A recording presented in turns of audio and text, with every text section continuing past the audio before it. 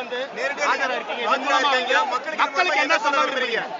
நேரடியாக ஆஜராகிய மக்களுக்கு சொல்ல விரும்புறீங்க, என்ன செய்தியை சொல்ல விரும்புறீங்க மக்களுக்கு?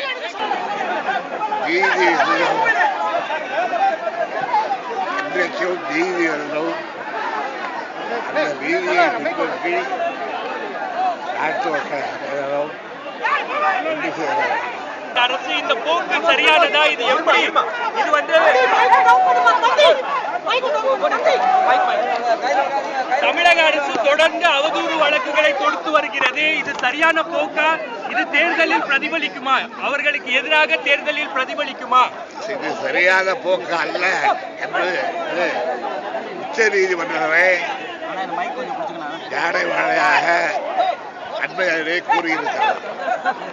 ஆகவே நான் புதிதாக எதுவும் சொல்வதற்கு சார், தமிழக மக்களுக்கு ஒன்று கூடணும் சொல்றீங்க, அதை எதிர்த்து கொள்ள அனைத்து கட்சிகளும் எதிராக அதிமுக தலைமைக்கு எதிராக ஒன்று கூட நினைக்கிறீங்களா? அனைத்து கட்சிகளும் உங்க தலைமை கீழே வரணும்னு நினைக்கலாம். என்னென்ன கட்சிகள் அழைப்பு விடுக்கணும்னு நினைக்கிறீங்க? கட்சிகளை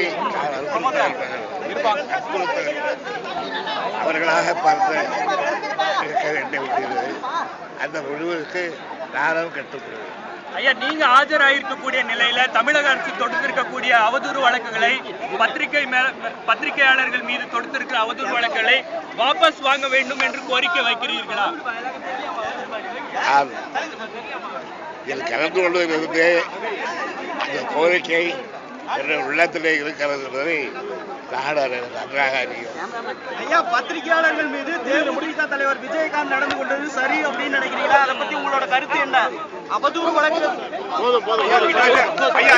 கிட்டத்தட்ட 110 அவதூறு வழக்கு வந்து பதிவு பண்ணிருக்காங்க. வேற ஏதாச்சும் பேசுறீங்களா? வேற ஏதாவது சொல்ல விரும்புறீங்களா ஐயா? வேற ஏதாவது சொல்ல விரும்புறீங்களா நீங்க? தமிழர்கள் கட்சி சார்பில்லாமல் ஒன்றுபட்டு தமிழ்நாட்டு நன்மைக்காக பாடுபட வேண்டும். இதுதான்